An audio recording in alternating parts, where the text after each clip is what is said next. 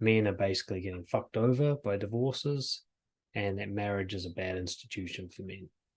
What I wanted to do is try and take a really objective view of this today, look at the science behind it, to look at it globally rather than just in one country, and try to get a sense, not just a broad question like, is marriage good or bad for men, but what would be needed for a marriage to be good? And what are the signs that a marriage is not? See, the thing with this narrative, there's a couple of issues with it. One is that it's very rarely based on any solid scientific data. That also often, from what I can see, at least in the podcast, and that these people are just pulling stats from random magazine articles or posts they saw online from their own friends and not really checking the data thoroughly and trying to understand what it's saying. And also, secondly, that it's all skewed towards the United States. So quite often these red pill guys will make broad sweeping statements, it's called the broad brush fallacy, about men and women based on the statistics of marriages in the United States, and don't account for the fact that those statistics are different in different countries around the world, vastly different. And so culture and people that you're surrounded by and nationality all make a difference. So this isn't actually an issue about men and women as much as it's an issue about where you live and how that affects you. So today I'm going to talk about some of the data. I'm going to talk about the US data because everyone cares about that the most for some reason. And then I'm going to compare that to data from around the world. And I've been digging through the internet to find some good, reliable source material. And I'll share that in the links below. And then I'm going to try and unpack this data with you based on my own experience in coaching and managing relationships, and also from other research and more scientific sources I've seen about what makes a good relationship last long and what's a death sentence for a relationship and so on. Because the red pill narrative is essentially this: women will just ditch a guy as soon as they get a fleeting feeling where they've had enough. They don't stick with him, they're not loyal, they're not respectful, and then the guy will get dragged through the courts and butchered. And this creates this idea that marriage is just this really high-risk activity for men, and that women can't be trusted to maintain a marriage. And so often the kind of classic 50-50 statistic is thrown about, 50% or more of marriages end in divorce. And yet these people almost never talk about the 40 to 50% that make it. They constantly go on about marriage as if it's this really high-risk thing. But if we're able to look at the data and see that those 50%, if it is indeed 50, are falling apart for very specific reasons and behavioral reasons by the people in those relationships that do not need to happen, lessons that can be learned, well, then there's no reason to believe that whatever people are doing right in the marriages that make it, and I'm sure not all of those are happy marriages, but the ones that are, maybe we can learn from them, maybe we can copy and paste their strategies to make this thing work. So we're going to have a look at some of the actual stats. And I was lucky enough, after lots of digging around, to find a Forbes article that had really good citations and really good resources and had summed up divorce statistics for 2023 in the United States. So this isn't just any old article. This is an article where all of their data is coming from, the CDC or other science communities and resources. So it's probably about as accurate as it can get on the internet. So I'm going to use this, and I've checked these sources, and then I've got a couple of other websites that we're going to go to have a look at this. But let's just review some of the stats about divorce in the United States, and I'm going to give some commentary on what these statistics may mean. So here we are with that article, and the marriage rate in the United States is 6 per 1,000 people. Okay, so for every 1,000 people there's 6 marriages per year. So that's what we mean when we say a marriage rate. And a divorce rate will be a similar number. It will be a number of people per 1,000. So you get a sense of the difference. And far more people get married per year than get divorced. But of course, this is new marriages, and marriages last for many years. So the divorce rate doesn't accurately represent the marriage rate, of course. Now, it's about right that half of marriages in America are eventually dissolved. However, that's first marriages. And second and third marriages fail at a much higher rate. So people getting married for the first time have the best chance. And then when you're getting married for the second and third time, which often occurs, then you're much more likely to get divorced. Okay, not 100% likely, but more likely. Now, the important thing to consider is when you hear people saying that like 60% of marriages end in divorce, they might have the correct statistic, but they're counting the skew of people who are getting divorced for the second and third time, which is a lot of people. It's not just a rare few. Most people get remarried after being married the first time. I've got the stat here somewhere of how many people. Yeah, 64% of men and 52% of women get remarried after their first marriage has ended. So there's a lot of new divorces on top of the first one. And that significantly skews the data. It's like most divorces are being committed by people who are doing multiple divorces. So if you were to take multiple divorcees out of the picture, then you're looking at about 50% rate, which is still, a scary rate, 50-50 shot. What is it? Bill Burr says a 50% chance of losing half my shit. Sign me up for that, right? But bear in mind a couple of things before we go forward. One is this is in the United States. It's not everywhere. All right. So most countries around the world are doing a lot better than this if staying married is better. And also, we don't know why that 50% is happening. And the red pill narrative, it's because women aren't loyal and so on. There's some nuance to that claim that we're going to look into today. So one thing to keep in mind is that the average length of a marriage prior to divorce is 8 years. So take a moment to keep that in, because that's average, which means there are a lot of divorces that happen well after that and divorces that happen before that. But if the average is 8 years, then it's really not accurate to say that people are just arbitrarily trying marriage for a little bit and giving up on it, though that does happen. What we're seeing is most of them are trying to make this work for many, many years. There's the famous 7-year itch that people talk about. People are staying in marriages for quite some time before giving up on them. Quite some time indeed. So the idea that people are just arbitrarily getting divorced quickly after they get married because, it wasn't perfect straight away, that's not quite accurate, though that does happen in a small number of cases. We also have to acknowledge the idea that marriage costs a lot of money, and this is actually, from what I've seen in the data, a significant factor in how likely a divorce is to happen. Generally speaking, the more divorces cost, the less likely they are to happen. But in the United States, it doesn't stop people with the average cost being about $7,000. I think that's per person. So the idea that this is easy on the woman financially, that's not correct either.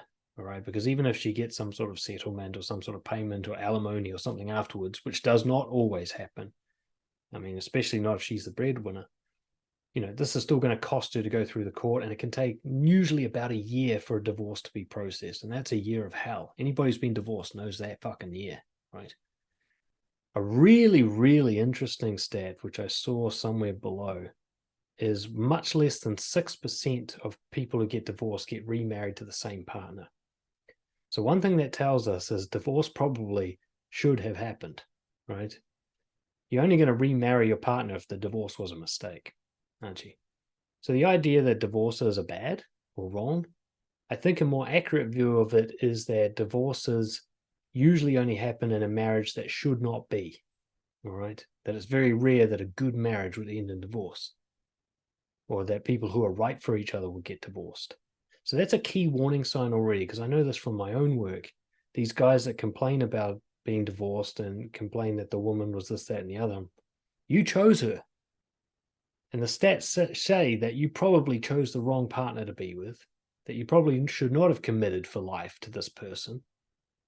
And then what I know from my experience as a coach, that there were probably red flags right at the very beginning that you chose to overlook because you didn't want to acknowledge them because you were needy for sex or a relationship or something.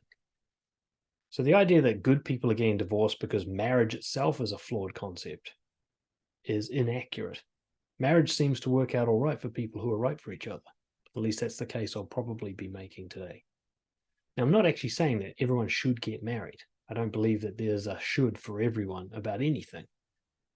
But I really want, for the people who do like the idea of marriage, as I do, and like the idea of sort of raising a family and having this sort of structured commitment that keeps you in for the long term through the rough times, I want to show you that those statistics that scare you off doing that might not represent you in your situation. You might be in the exceptional group that can do well in marriage. And hopefully this podcast will help you figure out if you're in that group. The divorce rate's been decreasing since the year 2000 in the United States. We're still talking here. So last 20 years, it's gone down from 4 per thousand to 2.5 per thousand. However, marriage rates have gone down as well. Okay, and they pretty much correlate. They've both gone down about 2 per thousand. So my reading of that is that divorce rate's staying the same, but overall people are getting married less. Third marriages have the highest divorce rate, so 73%. And I think that makes sense. If you've already been divorced twice, you're probably not very good at this thing. And unless you make some significant self-development changes, the next one's going to go down the same path. Now, it's not quite the same with second marriages for a number of reasons. One is 40% of new marriages include a partner who's remarrying, which means that one of the people is having their first marriage while one of them has already been divorced. So that first marriage strength is being brought into this. And of course, there's that idea that is just intuitive, as if you've already had a divorce and maybe you've done some self-development work after that and figure out why that was fucked up, you're probably going to make much better decisions the next time. Well, you're going to be one of two people. Either you're going to repeat the same mistake because you just don't learn, or you'll have learned and you won't repeat the same mistake. So I'd say second marriages are probably going to be either really strong or really weak, and you're just going to carry on down that path. So if you've already been divorced, it's not like your case is hopeless, but the question you need to ask yourself is, have I changed? Or am I the same guy who made that first mistake? And if you are that same guy, then you probably should not be getting married again because you haven't figured out why you fucked up the first time. If you really figured that out and solved that problem, whether it's how you choose your partners, whether it's your self-confidence, whether it's your behavior in relationships, your honesty, stuff we'll talk about soon, then a second marriage may be as safe as a first one because you're essentially a new person getting married. Yeah, there it is. Only 6% of divorced couples remarry each other. So that says a lot, I think. More fish in the sea, right? Divorcees are more likely to die earlier than married people. Now, I've seen this before, that married people tend to live the longest, but I didn't know divorced people are more likely to die, though. Of course, that makes sense because divorce itself is so stressful. And if you're the kind of person who has struggled connecting with people that may be reflected by divorce, then loneliness and inability to create meaningful relationships is also a factor in earlier death. So that makes sense. There's a weird stat. Couples who live together before marriage are more likely to divorce. It's a bizarre one. I don't understand that. I mean, if the stats say it, then the stats say it. But what I would say is what they've said here is that some people will have certain beliefs that stop them living together before marriage, like religious beliefs. And religious beliefs, or should I say religious beliefs that are the same between the partners, are a huge factor in a marriage lasting. I'm not advocating for religion here, but the stats don't lie. People who are religious and get married are far more likely to stay married than people who either have differing views or one or both of them is atheist. So it makes sense if you pair all that together, that religious people, the no sex before marriage type, wouldn't live together beforehand. And then, of course, when they got together, they've got the hard out, must stay together for God kind of mentality. And so it would give the impression that living together is bad for marriage, or living together before marriage is bad for you. But it may be something else that just makes it look like that. Because this one goes against my intuition. Doesn't mean I'm right. But my intuition is you should really be sure that you live together well before you get married. That just makes sense to me, rather than kind of like jumping in the deep end. I hope I don't hate this person when I live next to them. So it may not be really clearly just explained by living together. That might not actually be the factor. It may be the type of people you are and the kind of commitment level you bring in. Interesting one is if you're around people who are divorced, if you have friends who are divorced, you're more likely to. And that makes sense because socially people get together with others who are of a similar mental health level, and people tend to be like their friends. So if you're surrounded by people who get divorced, or should I say, if you're surrounded by people who do not have healthy long-term relationships and cannot maintain them well and have lots of drama and stuff, then there's a really good chance that you have health problems, psychologically speaking, right? It's reflected in your friend circle. If you're surrounded by super healthy people who can connect deeply with others and maintain long-term relationships, you're probably doing quite well mentally. You're probably quite confident, because these kind of people wouldn't want to be your friend if you weren't. Well, next this goes into reasons for divorce, but I think we're going to cover that on a more global level soon. So I'll just skip past that for now because we're coming back to that. One thing I will note is that the percentages show that people are listing multiple reasons for why a divorce would happen. So 75% say lack of commitment. And I think this is where the red pill narrative comes. Their interpretation of this is that women won't stick with a man. Okay. But the stats actually show that both partners have problems with commitment. And then we've got 60% for infidelity or extramarital affairs. And so you can't have 75 and 60. So both of these things are happening, right? Too much arguing and conflict, all three of these things are happening. So if you're having infidelity and you're arguing a lot, you got married too young, and you have, a lack of desire to put up with that, it's going to look like lack of commitment. But if the average marriage is 8 years, I'd say if all this kind of crap's going on, you probably had a horrible marriage for many years before you finally gave up on it. So I don't know if lack of commitment really makes sense. What it sounds like is this data comes from self-report. So people, this is why I got divorced. They're answering that question. What I think is that the hurt party in the divorce is saying the other person lacks commitment and not admitting actually we had lots and lots of problems and they tried to solve it for many, many years and then finally gave up. That would be my interpretation of this data. Because that 75% lack of commitment would give the impression like people go, fuck, can't be bothered being married. And yet we can see there's a kind of comorbidity with all these other problems, financial problems, married too early, lots of conflict and arguing. It's like, if there was a lack of commitment, you wouldn't put up with all this other shit. It would end a lot quicker than allowing time for an extramarital affair to take place, or to really go through long-term financial problems and substance abuse together. So what I think is lack of commitment is somebody saying they didn't try hard enough, even though I was difficult to live with for a very, very long time. So one of the main things I saw here, basic incompatibility and money issues are among the top reasons for divorce.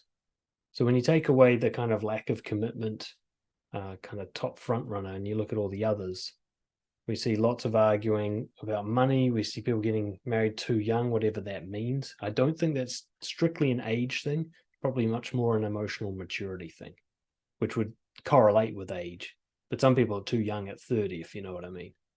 And then financial problems. It's amazing how many people, especially when you're raised in certain cultures, like in the United States, they don't know how to talk about money. They don't know how to share money. They have lots of hang-ups and a desire to hoard their own money and so on. So it's a nightmare for a marriage. I mean, marriage, you have to share resources, put it that way. Like if there wasn't money, you'd be sharing a cave and sharing a pile of berries and fur coats and all that. And money just represents that. So if you don't have the ability to share, if you're raised in a culture that says what's yours is yours and what's mine is mine, then of course money's going to be a problem in the relationship unless you are one of the exceptional people who've learned to work through that. And we often see divorce reasons like infidelity, domestic violence, substance abuse come right at the end. So the marriage has already deteriorated significantly, and these sort of reactions happen. They start cheating, people start hitting each other, people start using drugs. So again, it calls into question this commitment thing. Like if you stayed in the marriage while all of this is happening up until the point, you're arguing, conflict all the time, you can't get along with money, you feel like you're missing out on life, and then somebody starts having an affair and using violence and abusing drugs, you've actually committed quite hard. You got through hell and then finally given up. That's running 3/4 of a marathon. That's still a commitment. So I just don't buy the idea that people aren't committed if they're lasting an average of 8 years in a shitty marriage. I don't think commitment's the problem. However, we will talk about when divorce is available as an option, it's more likely to be taken, because we're going to have a look at some countries where it's not so available, and we'll see that they stay together longer. Here we go. 66% of men and 74% of women think their partners should have worked harder to save the marriage. I can only speak from my experience as a relationship coach, but from what I see, the woman comes to me usually feeling like she's been working really hard to bring the marriage back, and is fighting against the lack of commitment and participation from the man. And the man generally seems to be of the mind that things were fine the way they were, and I don't need to change. But of course, this is a small sample size that I'm working with here. This is really anecdotal evidence, a few hundred people at best, and not all from the United States by any means. The other side of the story is what you'll say is that women think that they're working hard to save the marriage, but they're doing it in such an indirect, passive-aggressive way that the guy doesn't even know what she's asking for and can't win. So this argument can go both ways. But look at this. Only over 70% of couples report not understanding the realities or stages of marriage. Can you imagine the difference if people were somehow trained and educated about marriage prior to being allowed to do it, which is what you get in Catholicism and some other religions.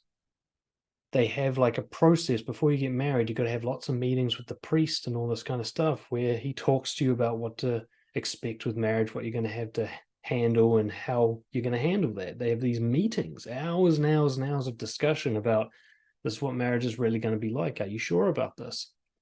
And I wouldn't be surprised to find that those marriages last longer. You know, when we say people stay together longer when they both believe in the same God, it may come down to they stay together longer because their belief in God led them to a preparation process that others don't have. You know, preparation like the 7-year itch, like how your sex life dies after you have a kid, like how you're going to have to figure out how to share your finances. There are so many people getting married without that training, without that preparation, without even a discussion about it. What difference would it make to the divorce rates if everybody had a year's worth? You know, it's like a transgender thing, you know, when it's done properly, you're supposed to go through this years and years of like, are you sure? You know, go dress like a girl for a while and let's see if you're really into this before we start cutting stuff off. I'm not meaning to say anything controversial. I know in some countries that's getting really fucked up. But in sane countries, you're put through a process just to make sure you're very, very sure. We don't have that in the United States when it comes to marriage. You know, if you want to get married in the States, you just fly to Vegas that weekend. Nobody's going to get in your way. Nobody's going to ask you any questions. That's insane. There's more training for driving a car than getting married. And yet driving a car, you could probably wing it. Getting married, you got to be kidding me. You can't wing getting married. Just because you like each other now doesn't mean a marriage is going to work. So for those of you who have been divorced or you're scared of marriage, ask yourself, have I undergone marriage training? Have I met with a priest or a wise mentor or a relationship coach and talked through the realities I'm going to be facing about getting married? Because odds are you probably haven't.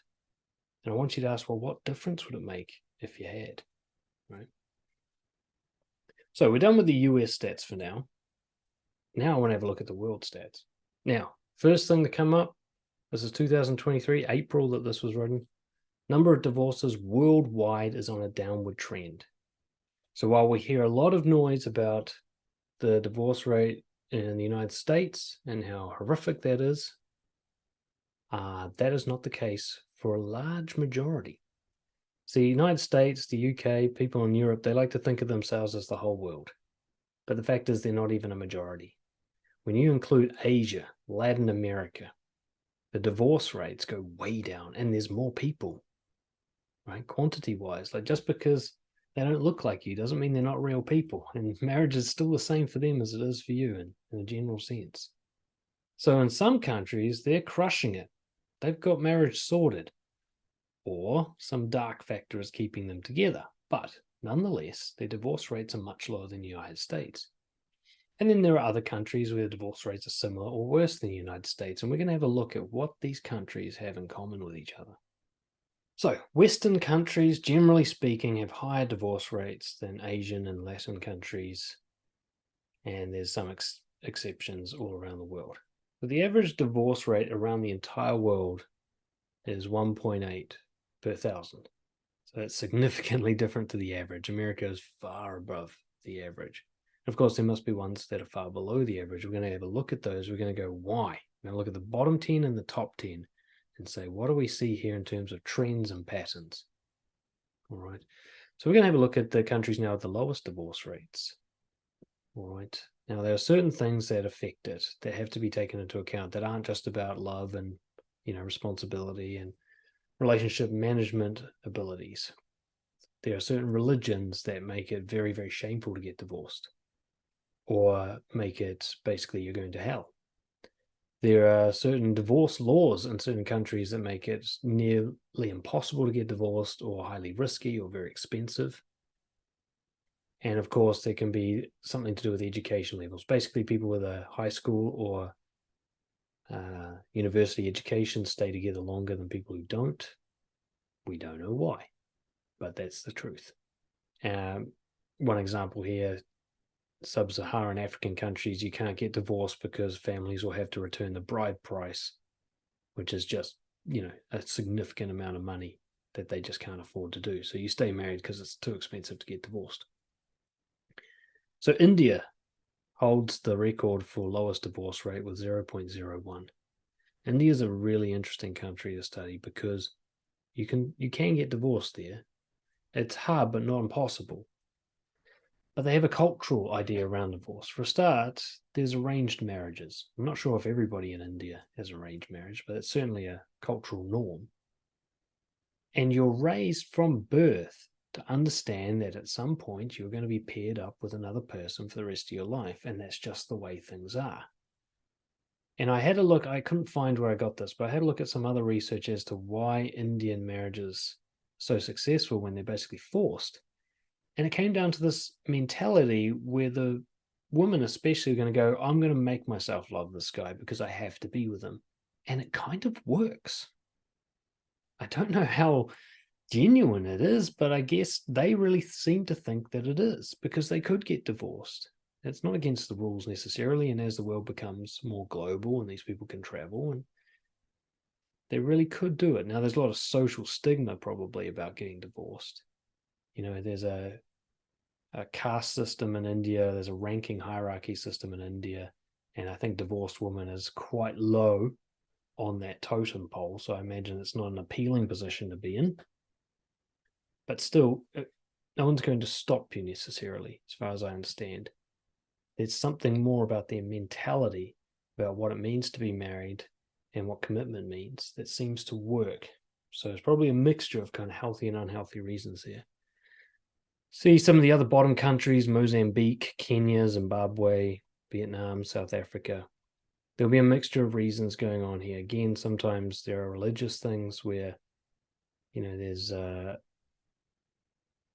what is it? It's Dutch Baptist. I'm not sure what the main religion in like white Southern Africa cultures are, but that's a very much, till death do you part view of marriage. In places like Qatar and Libya, I imagine it's very, very difficult for a woman to get married without suffering severe consequences and so on. But look at Ireland. Ireland, 0.7. Why? Religion, probably, right? For them, divorce means hell. But does that mean that their marriages are a sham? Or does it just take divorce off the table as a problem-solving option? See, one of the things that I really want to emphasize here is when I've looked at research and data and interviewed people who have really good long-term marriages, there's one thing they keep saying over and over again: divorce is not an option. Now, they might sometimes qualify that as a religious reason, but like myself, there are people who have no religious reason to say that. They just understand the mentality of allowing it to be an option. If divorce is an option, your brain will consider it. And the brain's always looking for the easiest way out. It's always looking for the path of least resistance. But if you don't have that option, the brain tries to find another one. Now, in bad cases, if you're married to someone you shouldn't be with in the first place, then it's going to keep you in a shit marriage. And we've all seen what that looks like. We've all seen people where you're like, oh my God, you should be divorced. Why the hell do you even get together? And they're only staying together because divorce is not an option. But there are others who are actually good for each other. And the divorce is not an option mentality gets them through the rough patches, the valleys, which you would know about if you had the kind of training and preparation for marriage that I think people need. See, I had a great conversation with a mentor once who told me, that sometimes him and his wife don't love each other. Sometimes this lasts for weeks. But his idea is like, we'll get through this. It's just a storm. And it always does. It passes, these storms, because they're right for each other in the kind of grander sense of things. You can't live with someone for decades and decades without having off moments. But if you've got divorce as an option and you're having like your first real off moment, you're going to be looking at that going, fuck, maybe we're not right for each other. Maybe I should take that option. Whereas if you don't have that option, you're like, fuck, I better make this work. Now, making it work will work with someone who's right for you and won't work with someone who's not. So it's actually still the right approach, even if you're with someone who's not right for you, because trying to make it work will just end in disaster. And then you can be sure that a divorce is a good idea. But if you try to make it work with someone who's right for you and you see that they put in the work as well and you find each other again in the fog, then you'll be very glad that you didn't look at the divorce option. So that's something I want to plant in your mind, because in my experience, people only get divorced when they shouldn't be together. So the common reasons for the divorce in the top 10 countries is pretty similar to the ones we talked about in America. Lack of commitment, infidelity, irreconcilable differences, like differences of religion or beliefs about having children, that kind of thing. Marrying too young, financial hardship. So we're getting a lot of common patterns coming up of ideas of like what would need to happen for you to not go down this path. For a start, as a general rule I'd throw out to people is don't get married before you're 30. I'll just chuck that out there right now. No matter how much you're in love with your partner, 30 is obviously a movable barrier, but who the fuck are you before you're 30? You know what I mean? Even if you're doing the good work like self-development and stuff, from what I've seen after just so many thousands of cases, is that people don't have a fucking clue who they are in their 20s. They only start to figure it out when they're 30 or around that age. And some people much later and a very few earlier.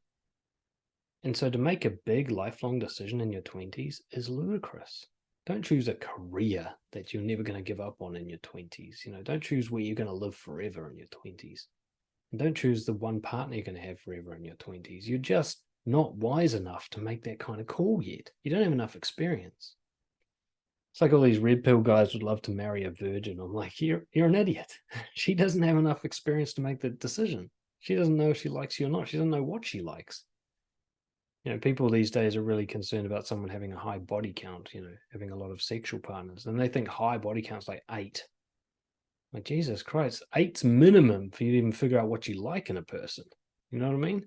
Like, I want someone who's at least got double digits so that they know what they want and what they don't. Now, if someone's got triple digits, that might be a problem. But the idea, like, I want someone to know what they really want before they commit to me. I don't want me to be the first thing they've ever liked, because that's really high risk. Again, we see financial hardship, which I guess could be both poverty, but also probably more so not managing the finances well together. Because finances can be managed well at any level, from poverty through to wealth. And they can be managed poorly at any level as well. That's why wealthy people also get divorced. But if you manage them well together, it becomes like a project, you guys managing your resources together. That can actually create the investment. Like, I can feel it when me and my wife having conversations about our money. It's like we're working on this long-term project that is our life, and the money just kind of represents that. You know, what kind of traveling we're going to do in the future, how we're going to provide for our child. You know, we could easily have this conversation about berries and fur cloaks and which cave we're going to live in. And it gives you a sense of longevity. Like, we're working on this together. We've got to make sure that this budget works for many, many years ahead. That kind of conversation actually helps seal the bond. If you don't have that kind of conversation at least once a month, then you're missing out. Countries with highest divorce rates, I think I saw US in the top 10. Oh, is it not in the top 10? Fuck, it's not. Oh, look at that. It's not even in the top 10. Maldives was the top one.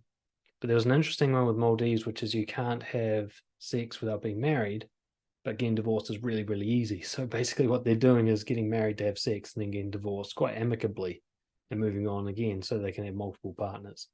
So I think we can rule that one out. Next one, we've got Kazakhstan, we've got Russia, Belarus. Generally what the stats show is that it's very easy to get divorced and not so expensive to get divorced and basically shameless to get divorced. That creates an environment where it's more likely to happen. And it's very simple. What a lot, but not all of these countries have in common, women are free. Okay, these are, except for, we've got a couple of questionable ones. Nigeria's in there, Cuba's in there. Not so sure about Russia. But most of these countries, like, women have equal rights. And Therefore, unlike in past history, woman isn't just a man's chattel, where she just has to be his property. And we can see that maybe if women were allowed to choose back in the day, the divorce rates might have always been 50%, right? It's only just now that they're able to have a shot. So my take on that is basically if women have free choice, then divorce rates go up. But this doesn't mean that women are bad at marriage. It means that men were always bad at marriage, but women put up with it, and now they don't have to put up with it. And so we're getting an accurate measure of how bad at marriage people are. And it's about 50% of people, right?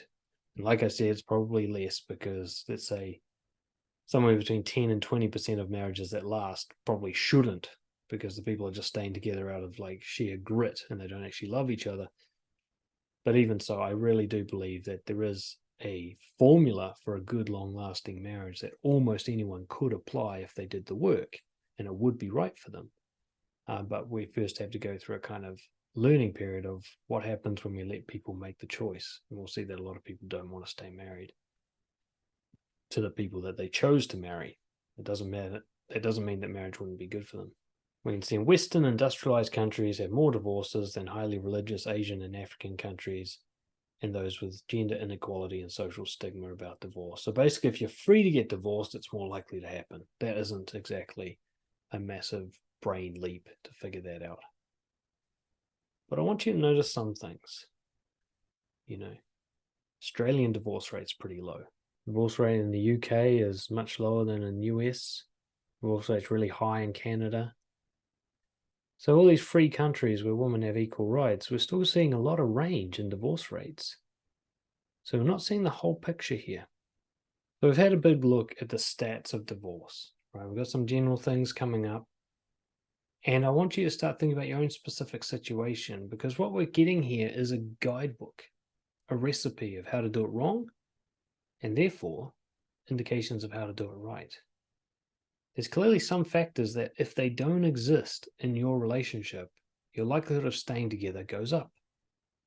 And that's all it is. We're just talking about likelihoods here. You get the likelihood way up, you've got a good shot, right? I mean, that's the whole point of the likelihood. So what the data shows us is that a relationship that is absent financial strife and financial disagreement, absent substance abuse, and absent infidelity, absent a lack of commitment, absent like really contrasting religious beliefs and a few other things, the rate of divorce comes way down. We also see that people who get divorced once tend to get divorced 2 or 3 times.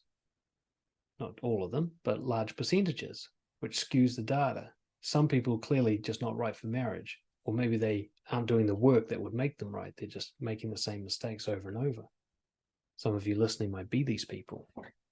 One thing to ask yourself, whether it's divorce or just long-term relationships, if you have a pattern of your relationships crashing and burning, before you get into the next one, ask yourself, have I done the work to make sure I don't repeat the mistake, or am I basically the same person? Because this is patterns. What we see in the red pill narrative is that like women are shit. I'm like, dude, you're the one who's in all these relationships that go, they're different women every time. And yet every relationship you're in sucks, right? You might be the worst relationship they've ever had, and every other relationship they have with guys is fine. You're the common denominator. It's one of the hardest truths I ever had to accept about myself before I got my shit sorted, was that all my failed relationships had the same person in it every time, me. How can I say this is about women? It's a very easy narrative. Well, I'm always with a woman. It's like, yeah, but what about the somewhere between 30 to 50% of women who are easily maintaining a happy long-term relationship? How come I'm not finding those ones? They exist. The data shows that they exist. Even with a conservative estimate of how happy those marriages are, they're still talking hundreds of millions of women out there who are able to sustain a loyal, loving relationship with a man. How come I'm not finding those women? How come I'm only finding the other ones? Well, that's a me problem, not a woman problem. We can also see there's differences between countries, which means there's differences between cultures. The idea that this is a problem with men or women doesn't paint the whole picture. While there are some generalities globally, like the causes of divorce are general, so that's a human nature thing. lack of commitment, violence, arguing over the finances. There's no culture and no human that does well in that situation, basically. But we're also seeing that, the narrative in the US that women just initiate divorce because they can't be bothered staying married. Well, it's like, no, not if they live somewhere else, they don't. Right? In some places, that'd be worse, like Canada. But other places, they're way better, like Italy. So what's the difference? I mean, they're equally able to get divorced. And in many cases, we can find countries where the stigma is equally less, and yet they're staying married. So what's the difference? Maybe instead of looking at divorce rates, we need to be looking at successful relationships. So now that you have the idea of like why divorces happen and where they happen and what might be causing them, let's have a look at the ones that stay together. And there's one particular piece of research that I found. A sample of 300 couples that had really long-term relationships that were successful and reported as being happy.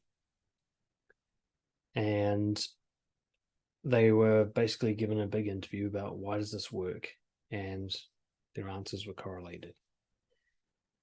And here's what they basically found. They trust and consult each other. They are honest. They believe in God. They make decisions together. They are committed to each other, and they have a friendly relationship.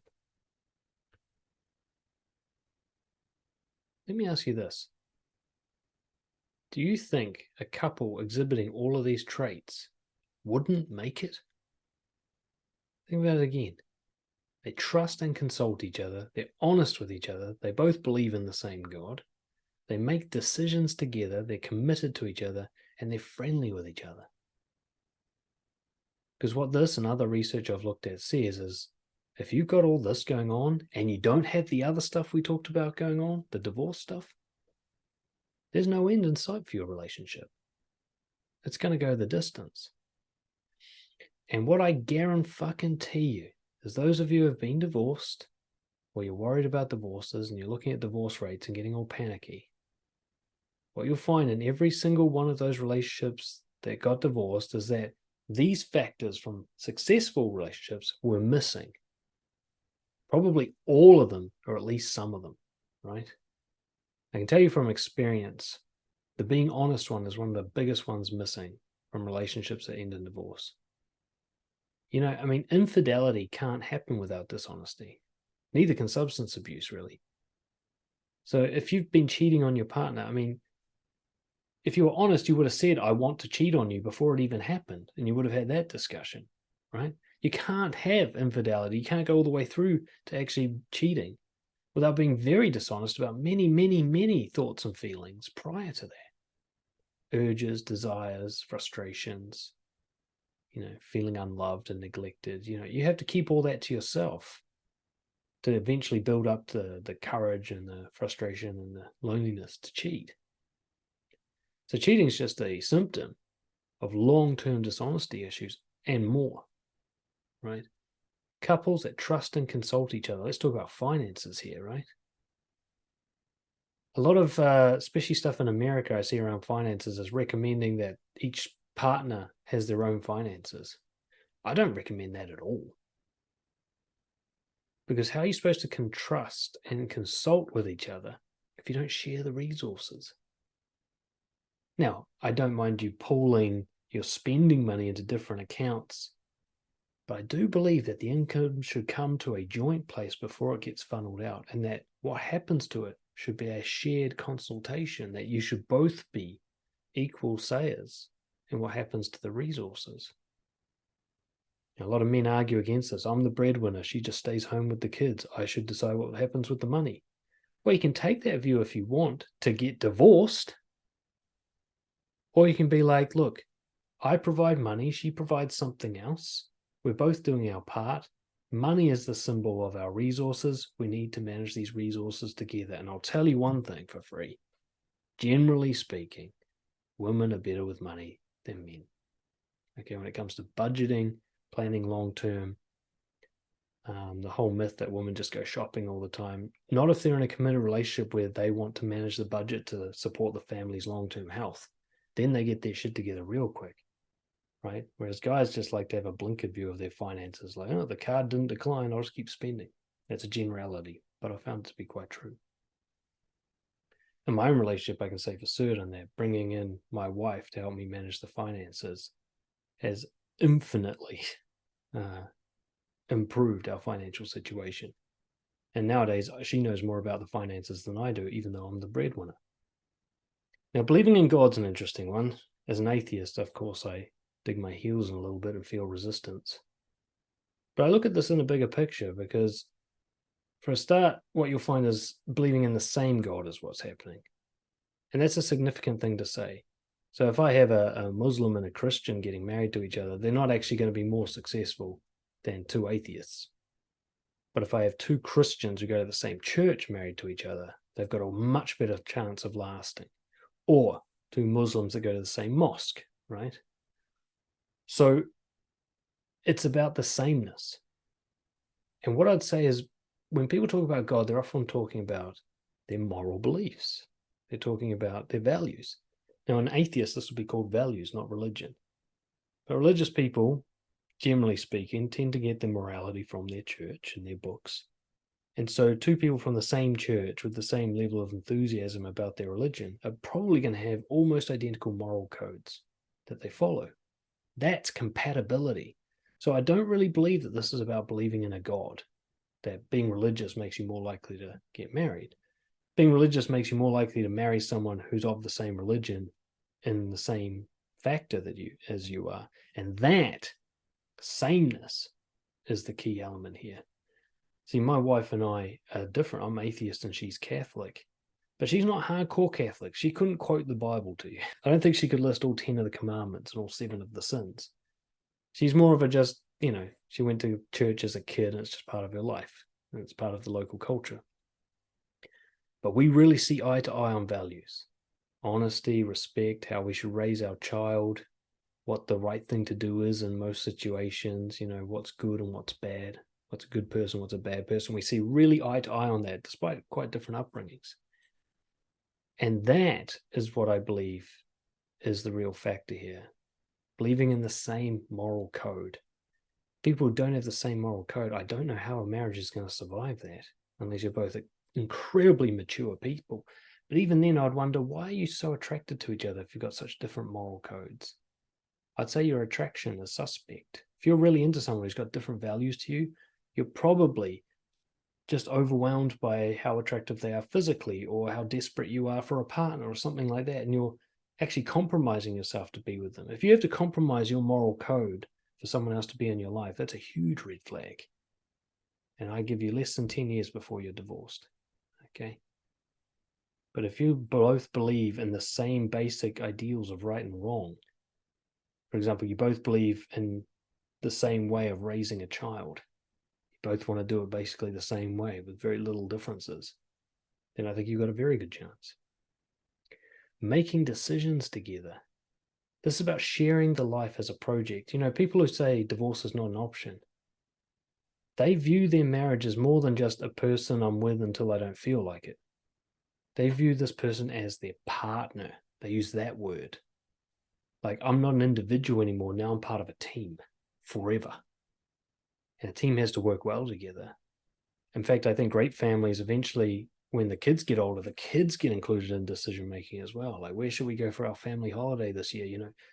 And it's this team approach. My wife and I do that all the time. We'll discuss everything all the time, from what we're having for lunch to where the next hotel should be that we stay at or whatever. Like, we very rarely make big decisions or even little decisions without some sort of consultation, without a chat at least. And that means we never really stray far apart on what we want and what we think the plan is.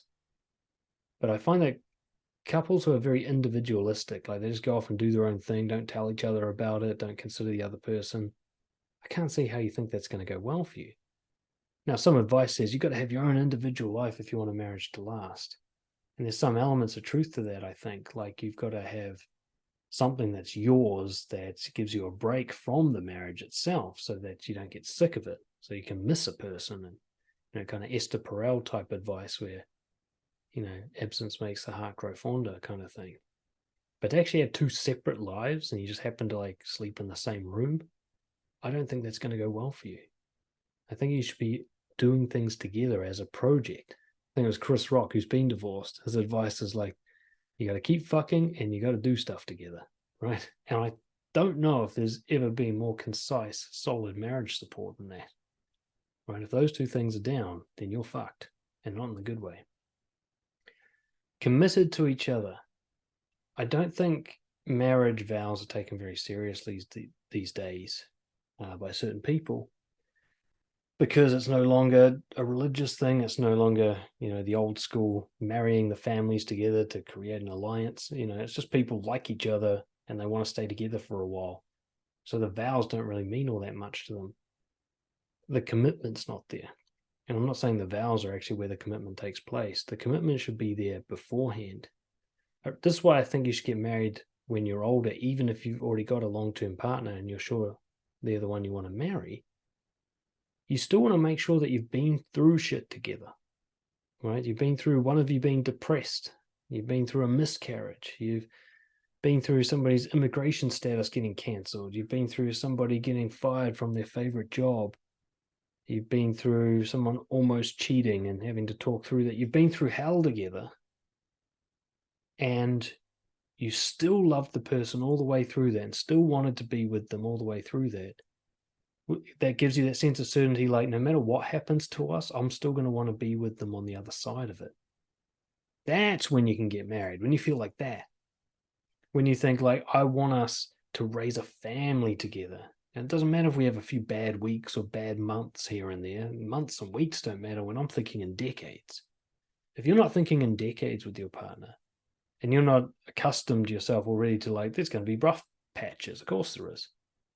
From a moody morning because she's on the rags, through to like a few bad months, through to like, when Lucy had depression, it was like a year and a half, very dark times. I mean, it wasn't so much our relationship was in trouble, but she was, which of course is half of our relationship. But I was just like, well, I'm going to see this through to the end. There's still no one else I'd prefer to be with. I mean, I'd like her to be happier for both our sakes, but this is a storm that we're going to get through together. I want to be part of this with her, and knowing that she would do the same for me. If you haven't been tested in that way yet, don't get married, right? At least try going long distance for a while, seeing if you can hack that. Try something. Go through some sort of traumatic experience together and see if you want to stay together when times are rough. Because if you don't, then you shouldn't be getting married. And having a friendly relationship. It seems like such a basic one, but did you see really high in the stats there? Lots of arguing and conflict. Now, a lot of people just think this is what relationships are like because they've got like attachment issues and they've never known anything healthier than this. But I'd say if you're having heated arguments more than once a fortnight, there's work to be done. That you guys don't have a friendly relationship.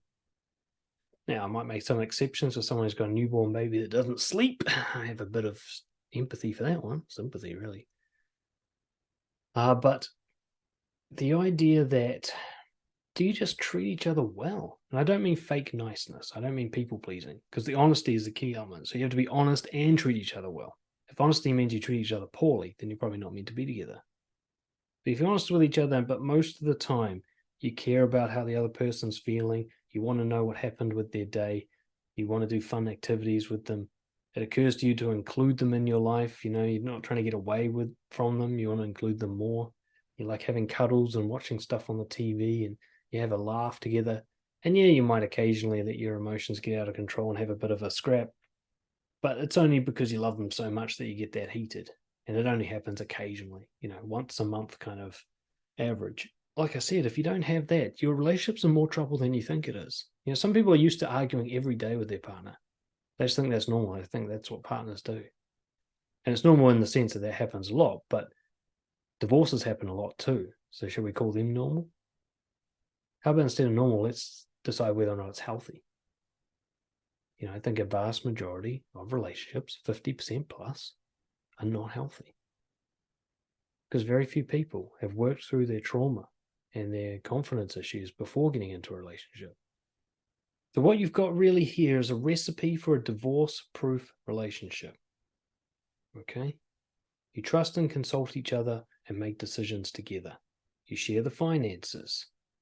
All right? When you disagree, you do so as rationally and calmly and compassionately and generously as you possibly can. You're as honest with each other as humanly possible. You keep no secrets. You hide no feelings. You're willing to get through rough times if that's what the honesty is going to create. All right? You have the same moral code. You don't have any big differences that are going to make you incompatible, whether it's a belief in honesty and respect or a desire to have children. There's no big deal breakers that you haven't dealt with. You're both on the same page about the core things that matter, the principles of life and relationships. You make decisions together. There's no like, why are you doing that? I didn't know she was going to go do that. Right? There's a couple I know of at the moment where you ask either of them like, what's the other person doing? They're always like, I have no idea. They're just never in touch with each other. They don't track. They don't plan together. They don't sit down in the morning and go, what are you up to today? I'm up to this. The basic, kind of boring conversations that are actually really critical to keeping a relationship going. Committed to each other, you decide like, no matter how rough this gets, I'm in it for the long haul. I'll put up with the bad weeks and the bad months. I won't run away and cheat and take drugs and do whatever I can to escape this. I'll get through it with them because we've been through so much that I'm sure that they're right for me. Not just because they're hot, but because we have a deep connection. And treat each other well. Treat this person like they're your best friend. Treat them with respect. Have a laugh with them. Save your best energy for them instead of giving it to strangers and workmates and coming home all grumpy. Right? Be grumpy with the strangers. Be nice to your partner. Not nice as a nice guy people pleaser. But your friendliest attitude should be saved for when you get home, not wasted on the rest of the people who aren't even your partner or your kids. And if you combine this with not doing all the things we talked about, which I think these will be preventative measures anyway, don't use violence, right? Don't give up on your partner just because times are tough. Don't hoard the finances and get into big fights about money. Don't turn everything into a huge argument. Don't shout and scream and insult your partner ever. Never raise your voice, right? Never use nasty language. You can disagree and get heated, but never be mean, cruel. Never try to hurt them. Do you really think marriage is impossible and a dangerous risk to take if somebody's following that recipe? I don't think so. The evidence doesn't think so. The data points out clearly what works and what doesn't for all people around the world. The final question I want to cover today, is it too late? So some of you listening to this are already married and that marriage is already on the rocks, or you're in a long-term relationship. Forget marriage. We're just talking about long-term relationships. And a lot of the things that cause divorce are happening between the two of you, maybe even big ticket items. One of you's having an affair. One of you's, stealing money from the other one. Something big and bad is happening. Or it's, you're going down that path. You're having lots of fights. You don't see eye to eye on certain moral issues and so on. And you're thinking, shit, is it doomed? Well, there's a couple of things to keep in mind. One is a piece of research I didn't share. Contempt is the number one factor you have to watch out for. Now, contempt is a kind of consolidation of all those other problems, but contempt is when you look down on your partner with resentment, where you see them as worse than you, a lesser person than you, someone you loathe and resent. It is statistically basically impossible to come back from that. So if you've got contempt on one side or the other, the person resents you so much that they see you as a lesser being in general, consistently, then I'd say there's no point in working on this, really. But if that's not the case, if you both look at each other with compassion still, even when you're angry, even when you're feeling that distant connection, but you both look at each other like, I still love you, I still want to be with you, I want you to have a good life. You still got that feeling of like desire for them to be happy.